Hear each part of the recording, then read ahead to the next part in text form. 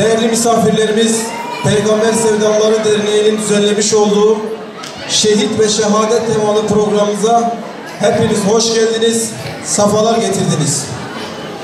Değerli misafirlerimiz, programın akışını arz etmek istiyorum size. Programımıza Kur'an-ı Kerim tilavetiyle başlıyoruz. Daha sonra Özlem Ajans sanatçılarının seslendireceği ilahi ve ezgileri dinleyeceğiz. Daha sonra günün anlam ve önemine binaen Şehitler Kervanı Platformu Başkanı Molla Ömer Çelik hocamızın konuşmaları olacak. Akabinde tekrar Özlem Ajans sanatçıları o güzel ilahilerini seslendirecekler. Son olarak Mehmet Emin İlem hocamızın kapanış duasıyla programımız sona erecek. Programımıza kelamların en yücesi olan Kur'an-ı Kerim tilavetiyle başlıyoruz. Kur'an-ı Kerim tilaveti için Celalettin Kılıç hocamızı kürsüye davet ediyoruz. Buyurun hocam. Euzubillahimineşşeytanirracim. Bismillahirrahmanirrahim. Fezkuruni ezkurkum veşkuruni ve la tekfurun. Ya eyyühellezine amenu ista'inu bis sabri ve salah.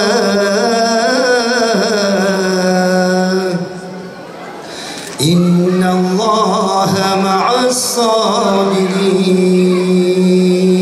Birçok dava adamı, dava önderi, İslam fedaileri bu ayda Allah Celle Celaluhu'nun kelimesi yücelsin diye mübarek canlarını seve seve feda ettiler.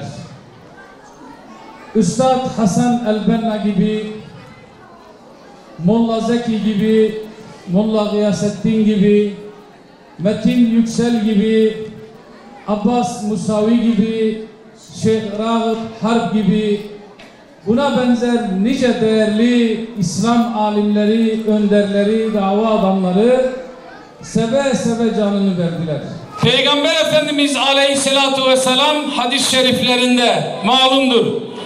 3 defa ashabının içinde buyuruyor: nefsimi kudret elinde tutan Allah'a yemin olsun ki Allah yolunda savaşıp öldürülmeyi, tekrar Allah yolunda savaşıp öldürülmeyi, tekrar Allah yolunda savaşıp öldürülmeyi ne kadar istiyorum diyor. Eğer güzel bir şey olmasaydı ya da bu kadar değerli bir şey olmasaydı Peygamber Efendimiz Aleyhisselatu Vesselam şiddetle bunu arzular mıydı? Allah Celle Celaluhu yüce kitabında bu makamı ve mertebeyi bu kadar över miydi? Şehitlik ve şehadetin sahabenin hayatına yansımasına bakalım. Sahabenin hayatında Allah onlardan razı olsun şehitlik ve şehadet nasıldı?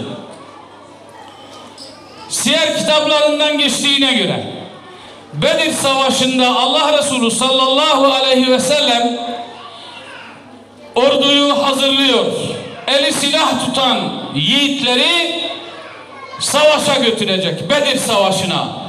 Hak ile batılın ayrıldığı Furkan Savaşı'na. Genç bir delikanlı 16 yaşlarında, 15-16 yaşlarında Ömer İbn-i Sa'd bin Ebi Vakkas. 15-16 yaşlarında zayıf biri. O da ordunun içerisinde, savaşa gidecekler ordusunun içerisinde, fakat kendini gizliyor böyle, saklıyor, gizliyor kendisini. Abisi Hazreti Sa'd bin Ebi Vakkas diyor ki, ey kardeşim kendini niçin gizliyorsun böyle? Diyor ki ben gencim, belki de daha çocuk yaştayım. Korkarım ki Allah Resulü beni görürse geri gönderecek. Korkarım ki Allah Resulü beni görürse beni geri gönderirdi. Allahu Ekber. Bu aşka bakın. 16-17 yaşında ya da 15 yaşında bir genç. Daha önünde uzun bir zaman var. Daha evlenecek, çoluk çocuğu olacak, torunları olacak, torunlarını evlendirecek. Şimdiki hayalimiz budur bizim. Oysa ölmek için can atıyor. Böyle bir şey olabilir mi? Ölmek için can atıyor. Allah Resulü Aleyhisselatü Vesselam orduyu teftiş ediyor. Hizaya dizmiş orduyu bakıyor. Hazreti Ömer'i gördüğünde yanına gidiyor. Ya da bir rivayette çağırıyor. Ömer 3 adım ileri. Gel bakayım. Kaç yaşındasın? 16 yaşındayım ey Allah'ın Resulü. Sen daha çocuksun diyor. Git. Sen git diyor. Ağlamaya başlıyor. Çocuk gibi ağlamaya başlıyor. Abisi yanında Hazreti Sa'd. Dürtüyor ona. Söylesene diyor. Konuşsana diyor. Her zaman seninle güreştiğimde seni yendiğimi söylesene diyor. Peygamber Efendimiz diyor ki doğru mudur diyor. Evet. Diyor tamam gel. Ve Hazreti Sa'd diyor ki kardeşim o savaşta şehit oldu. Şehadete aşık ve meftun olanların sayesindedir ki bu mübarek ve yüce din bugüne kadar gelmiştir. Şehadet yüce bir duygudur değerli kardeşlerim. Bu duyguyu kaybettik. Bu duygu elimizden uçup gitti. Peygamber Efendimiz Aleyhisselatü Vesselam hadis-i şeriflerinde buyuruyor. Öyle bir zaman gelecek ki kafirler leş kargaları gibi üzerinize üşüşecekler. Sahabe soruyor ey Allah'ın Resulü o gün sayımız az mı olacak ki bunlar böyle yapacak diyor. Hayır. Bilakis o gün sayınız daha fazla olacak. Onlardan fazla olacak diyor. Peki neden ey Allah'ın Resulü? Sahabe anlamıyor yani.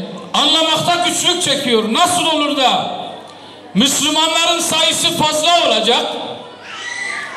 Müslümanlar kafirlerden fazla olacak ama Müslümanlar mağlup olacak ve kargalara yem olacak. Böyle bir şeyi akılları, hafızaları almıyor değerli kardeşlerim.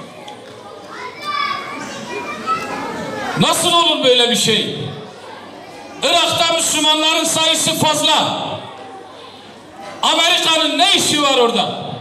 İngiltere'nin ne işi vardı orada? Diğer kafir ülkelerin ne işi? Nasıl olur benim ülkeme girer? Müslümanların olduğu bir ülke niçin işgal edilir? Neden işgal edilir? Suriye neden bu hale gelir? Yemen neden aşağılık insanların bombalarıyla daha anne karnındaki çocuklar ölür, bebeler ölür, kadınlar ölür, yaşlılar ölür? Neden? Arakan niçin bu haldedir? Öldük mü biz? Ne oldu bize? Ölü toprağımız serpildi üzerimize değerli kardeşlerim. Sahabe bunun için soruyor. Nasıl olur ey Allah'ın Resulü diyor. Kalbinize vehm girecek diyor. Vehm. Vehm nedir ey Allah'ın Resulü? Ölüm korkusu dünya sevgisidir diyor. Ölüm korkusu dünya sevgisi. İslam ümmeti olarak niçin bu haldeyiz? Hepimiz aynıyız. Konuşmamızın bir hedefi yok. Bir ülke hedefimizde değil. Bir cemaat hedefimizde değil. Bir tarikat hedefimizde değil kardeşlerim. Hepimiz aynıyız. 3 aşağı 5 yukarı. Başta kendi nefsimize söylüyoruz. Başta kendi kendimize söylüyoruz. Niçin bu haldeyiz? Neden bu haldeyiz? 1,5 milyar sayımız var. Niçin Arakan bu haldedir? Daha dün değil evvelsi gün Hindistan'da Hindular bir camiyi basıp Müslümanları paralarla, kılıçlarla paramparça edip yakıyorlar. Dünyadan ses çıkmıyor. İnsan hakları örgütlerinden ses çıkmıyor. Birleşmiş Milletler'den ses çıkmıyor. Bizden zaten ses çıkmıyor. Allah aşkına herhangi bir Müslüman ülkede 2 tane Hristiyan ya da 2 tane Yahudi, bırakın Hristiyan ve Yahudilerin kendisini, vallahi onların köpeklerine bu iş yapılsaydı şimdi dünya ayağa kalkmıştı. Ya ekremel ekremin ahiret yurdunda, o dar günde İslam'ın azizleri olan şehitlerin şefaatinden bizleri mahrum eyleme ya Rab. Aziz şehitlerimizin döktükleri kanları hürmetine İslam aleminin içinde bulunduğu bu buhranlı durumu kendi katında zail eyle ya Rabbi. İçinde bulunduğumuz bu ihtilaflı durumu bir an önce ittifaka, huzura ve barışa tebdil eyle ya Rabbi.